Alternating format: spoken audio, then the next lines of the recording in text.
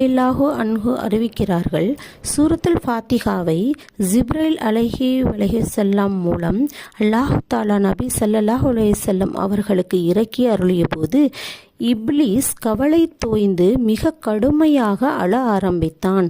அவனின் அழுகையின் நிலை கண்டு அவனின் பிள்ளைகள், தந்தையே, உன்னை இந்த அளவுக்கு அழுகையிலும் துக்கத்திலும் ஆழ்த்தியது எது என்று வினவினர்.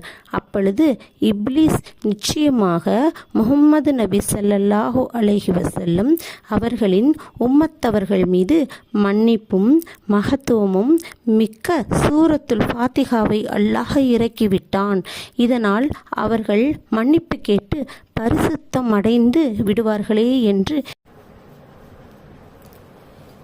எண்ணி துக்கத்தில் அழுகிறேன் என்று கூறினான். சூரத்துல் ஃபாத்திஹா அருமருந்தாக உள்ளது என்று நபி ஸல்லல்லாஹு அலைஹி வஸல்லம்